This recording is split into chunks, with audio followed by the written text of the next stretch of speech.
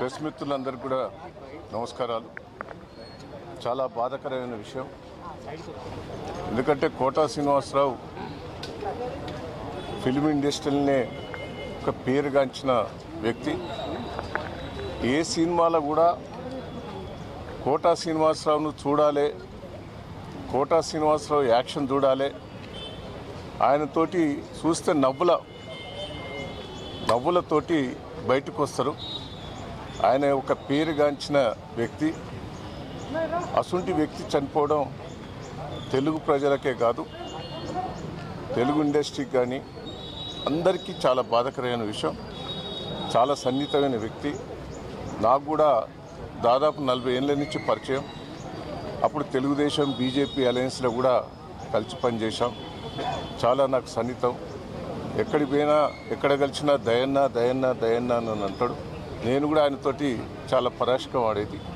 ఆయన సినిమాలు ఎట్లయితే జోకులు వేస్తాడో ఆయనను చూస్తే కూడా నేను అట్లా జోకులు వేసేది. చాలా చనిపోవటం అందరికీ బాధాకరమైన విషయమే. ఆయన కుటుంబం ధైర్యంగా ఉండాలి, ఆ భగవంతుడు కుటుంబం ఆదుకోవాలి, ఆయన ఆత్మశాంతి కూరాలని ఆ భగవంతుని కోరుతున్నాను.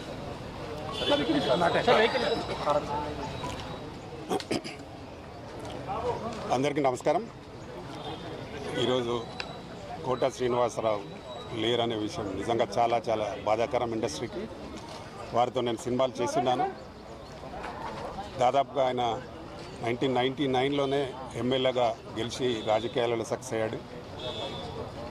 దాదాపు 750 సినిమాల్లో నటించి ప్రతిఘటన సినిమాలోనే తెలంగాణ భాష ఎలా ఉంటుంది అని చూపించి పెద్ద విలన్గా సక్సెస్ అయ్యి ఆ భాషతోటే తెలంగాణ విలన్ ఎమ్మెల్యేలు ఎలా ఉంటారు అనే చూపించిన గొప్ప నటుడు. ఆయన నటన నిజంగా ఈ ఇండస్ట్రీకి తీరని లోటు. ఆయన అన్ని భాషల సినిమాల్లో చేశాడు, తెలుగు, హిందీ, తమిళ్, కన్నడ. ముఖ్యంగా తెలుగు నటుల కోసం ఇండస్ట్రీలో పోరాడిన ఏకైక నటుడు ఆయన. తెలుగు వాళ్ళకే సినిమాలు ఉండాలి, సినిమాలు నటించాలి.